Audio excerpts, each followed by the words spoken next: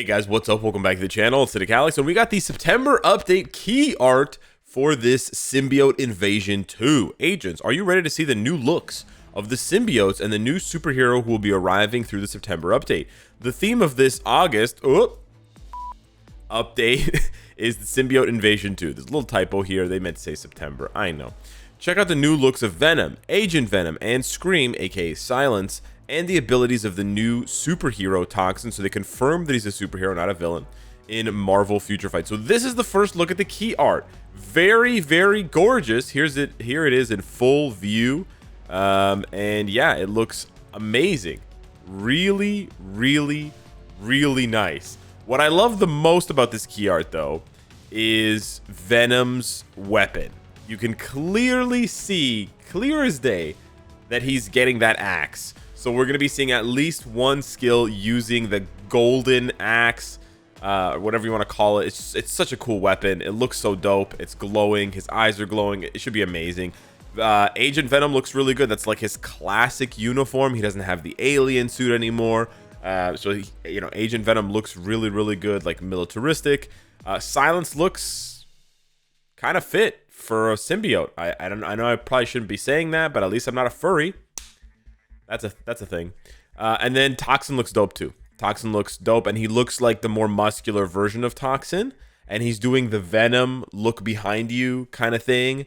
So I think that bodes quite well. I think he's gonna look like a red version of Venom, which should be quite dope. So yeah, key art's looking amazing. I don't know who's doing the key art these days for MFF, but their art style is magnificent, and MFF has highlighted so many good Korean artists. I just want you to appreciate that. In-hyuk Lee and others. Sorry, I have his name on my mind right now because I'm seeing him in Las Vegas on Twitter.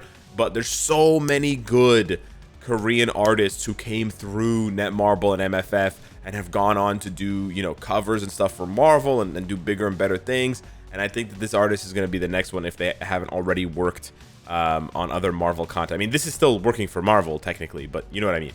Also, one small detail that I want you to notice if you zoom in on Venom's skin is he has little constellations. He has these little constellations on his body in different places. So I'm guessing if they put this much detail into the key art, that it's going to be in the game and he's going to have these constellations on his skin in the game.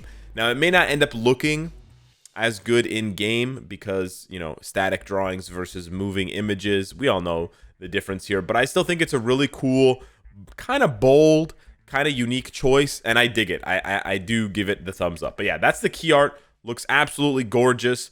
I'm not going to do a full video on it, don't worry, but I did want to gush over it for a few minutes because it looks awesome, and I'm especially excited for Venom.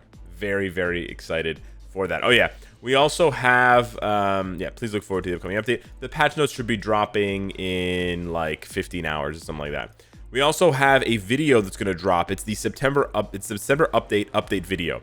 They got to work on a new name for that, but this is basically I think it's Tom and Lucy, the pre-recorded video that comes out, sort of like what Cage and Kim used to do, but it is pre-recorded. And it's just going to show us some skills, so some animations, may give us a little sneak peek into some extra content that's coming if we're getting like a game mode rework or something like that. But we'll have to wait and see. At the very least, it will confirm what typing Venom and Toxin are, because some people are speculating, like, could Venom become universal, right? Because we've seen before when characters get that cosmic tag, if they weren't already universal, in this case they're all universal already except for Captain America and Red Skull. They didn't exactly get the cosmic tag, they got the cosmic cube tag, but otherwise when characters have that cosmic tab, it's only because they are universal, right? Like, so you got Cosmic Ghost Rider is actually the only example. So when he turned into Cosmic Ghost Rider, he went from combat to universal. And then for Silver Surfer, Thanos, and Herald Thor, they were already universal. So some people are speculating that Venom could turn into a universal. He would still take combat books to tier 3, and he would still take combat Vishanti books to tier 4. Let me just put that out there. I actually think him being universal would be really cool. So I don't have a preference either way. Keeping him combat is cool. He has more competition with Moon Knight and Hulk. But making him universal is also really cool, because then he's only really competing with Thor and it also gives him a lot of flexibility, because then if you tier 4 your Venom, you have a universal type and a combat type, because you can switch from this uniform to the universal one. Obviously, the new one will be better than this one, but this one is still serviceable on some level, and obviously still amazing as a striker. So I don't really mind either way, but hit me up in the comments down below and let me know if you would prefer this Cosmic God Venom to stay combat type or to change into universal. No speed or blast shenanigans, please. But yeah, that's all the updates that I have for you as far as the new update coming very, very soon. Like I said, we should be getting patch notes in about 15 hours, and then the update is just about 24 hours after the patch notes drop. So that's a good way of remembering when things happen. So we're only about 36 hours away from the update landing, which is quite cool. But in the meantime, for the rest of this video, I did want to talk about something that I generally do not talk about. It's not Alliance Conquest this time around, but it does have to do with PvP. And so I've been playing PvP a lot lately.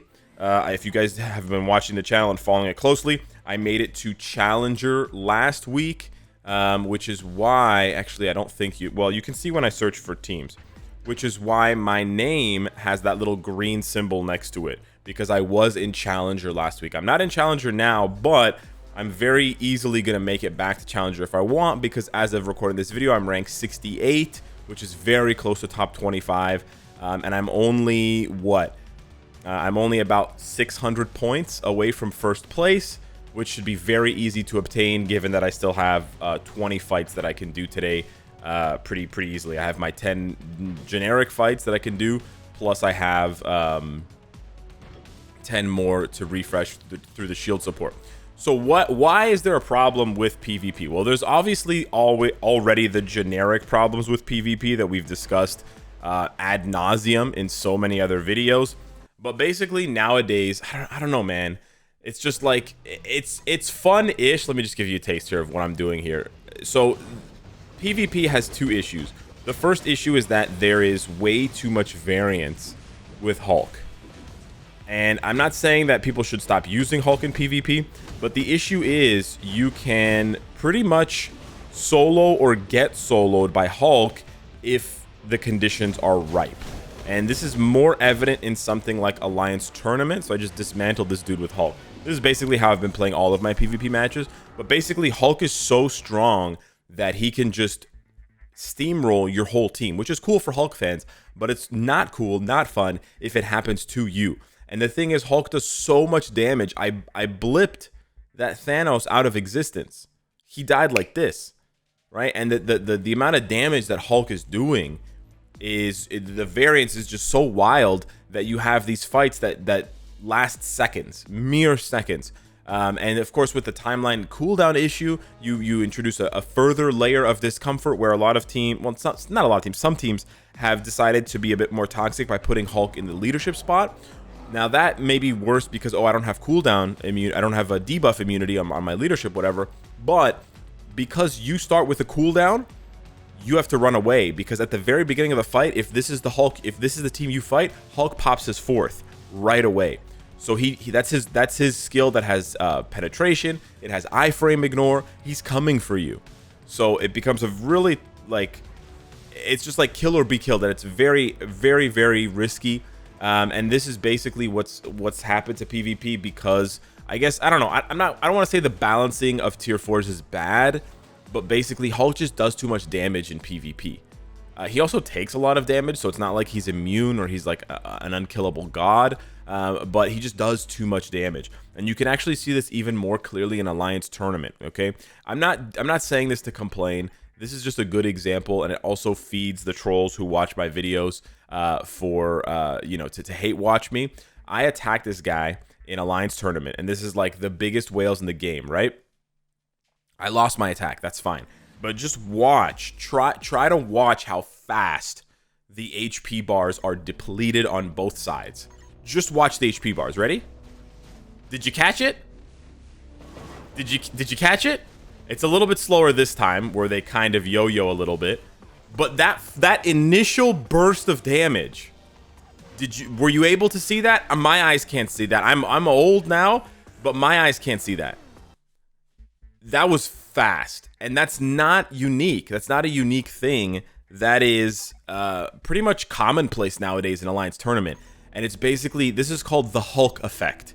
And you essentially have a situation where Hulk just taps you and you're gone and you just get erased. Now with Hulk out of the picture, the other, like that Hulk out of the picture, whatever, the team gets first. But that initial clash lasts like a second. It's hilariously short, but it points to the bigger problem, which is what I'm saying, which is the burst damage of Hulk specifically is out of control, and it makes PvP basically a coin flip. You can have an account, and again, some people might find this attractive because they're like, oh, the little guy can punch up, but you can have an account that's dedicated to PvP, that's built up their PvP account exactly the way it should be, 100% max HP, whatever, and then they fight some guy who has a bad build, no PvP spec on his Hulk, but his Hulk just happens to get the first hit, and he's gone. Because the dude has like 2 million HP, and he does 100% of his HP as damage, so of course everyone's gonna die. Right? Of course, at least Doom and Adam are going to get giga clapped, right? So yeah, I don't, and the tricky thing here, and the reason why I wanted to point this out is not to FOMO you in to tier 4ing your Hulk. That's not what I'm saying. I'm still playing manually, so Hulk is clearly not immune to the other sort of issues or quirks that the PvP system in Marvel Future Fight has. Can my team lose to Adam Warlock? Absolutely. Can I lose to a Hulk if he gets out of control? Absolutely. Right? There's still a lot of ways that you can win with different teams. But what I'm trying to say is Hulk is indicative of a potential looming problem. If they continue to make tier 4s at this pace, they're eventually going to continue to make more PvP tier 4s. Right? Thus far, they only have kind of 2. Hulk is definitely PvP, and then Blue Dragon is sort of PvP. Black Widow is sort of PvP, but not quite. But we're getting to that point where it's possible to see more and more of them, and so it's going to be possible to see more and more of this like insta giga clap. And this insta giga clap, like, watch what happens if I play on auto. Okay, so I was able to find a team here. They're about 20th place in PvP. I'm just going to do a friendly match. I'm going to throw this on auto, and I want you to see how crazy it is versus Hulk. So he's going to open with 4. He basically kills my Thanos instantly with the 4th skill. Now I'm still waiting 3 seconds for my 4th skill. In the meantime, I die. This is how much damage he does. So you're probably wondering, you're thinking to yourself, Alex, why don't you just use blast types? That's definitely an option. Let's try that. All right, now I recognize that Adam Warlock doesn't have any debuff, but that's okay. He's not going to last anyways. Okay, we got the kill on Hulk. That was pretty good. Clapped. Nice. Some worth for Black Widow here. Survives the second skill. Nice. That's important. Gets killed. And so basically the interesting thing here is that Hulk is basically just a combat version. Not basically just, but Hulk is more or less a combat version of Adam Warlock. So if what I've said has not scared you up until now, I think that's probably the best comparison I can make. And with Adam Warlock, you're really rolling the dice every time, because it's either kill or be killed. Especially when you have Adam Warlock versus Adam Warlock, it's whoever can use Sacred Strike first.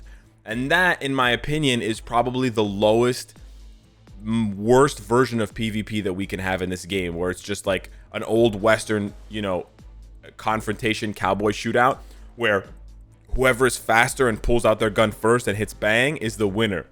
You want PvP to be a struggle.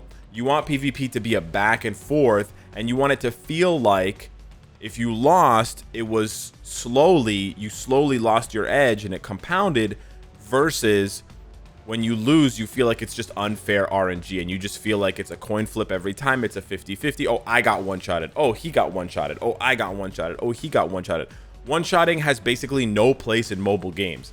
Like, one-shotting in PvE is fun at first, but it eventually cheapens the experience to the point where you want more challenging content. One-shotting in PvP is even worse because it never feels good, unless you're the one who's always doing the one-shotting. But in that case, it wouldn't be 50-50. So yeah, hit me up in the comments down below. Let me know what you think. I just wanted to bring this opinion up to you guys, and I know I didn't have a full video to cover it, but I did want to mention it because seeing a bit more of this, especially since they're both landing in the same year, Adam Warlock and Hulk, is a little bit concerning. I do think eventually the PvP meta will outgrow this and get back to a more stable position, but honestly, PvP was better when Sentry was dominating. And I say that because even though Sentry's really annoying and he can guard break the hell out of you, he wouldn't insta-clap you. He wouldn't insta-kill you with one skill unless you had like a really bad build, right? Now, with Hulk and Adam, it's a little bit more in that direction, and that's what I'm a little bit worried about. But yeah, thanks for watching. Smash the like button, and I'll see you in the patch notes. Take care.